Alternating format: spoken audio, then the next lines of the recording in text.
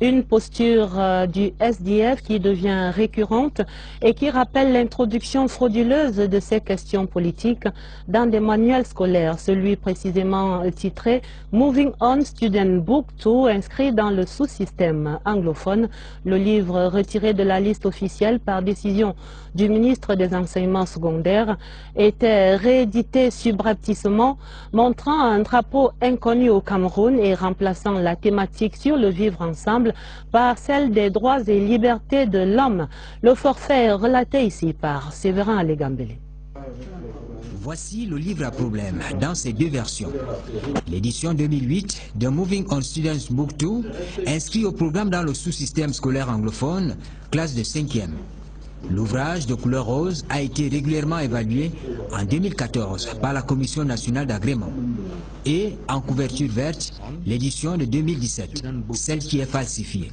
Ce manuel qui rentre en 2015 n'est plus évalué entre 2015 et 2018.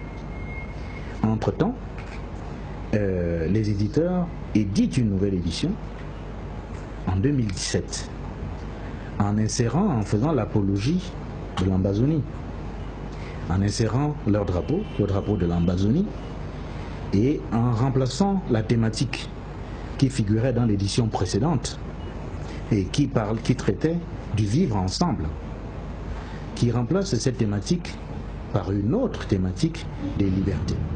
Les auteurs de cette falsification lourde de conséquences ont été formellement identifiés. Il s'agit de 8 enseignants fonctionnaires du ministère des Enseignements secondaires, tous inspecteurs pédagogiques, d'un employé de l'ambassade britannique et de 2 employés de la maison d'édition Cosmos. Les 8 enseignants inspecteurs de pédagogie ont été tous relevés de leurs fonctions par arrêté ministériel rendu public le 24 novembre 2017.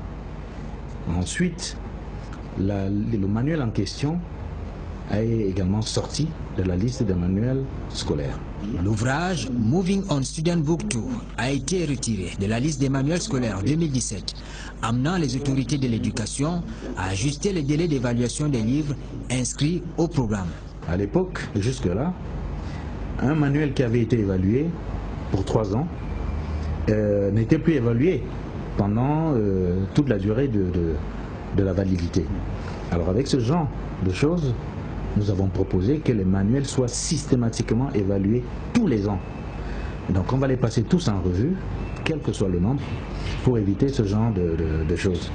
Au ministère des Enseignements secondaires, on s'est dit que ce fait d'une extrême gravité ne saurait briser l'élan visant à assainir le secteur de l'éducation.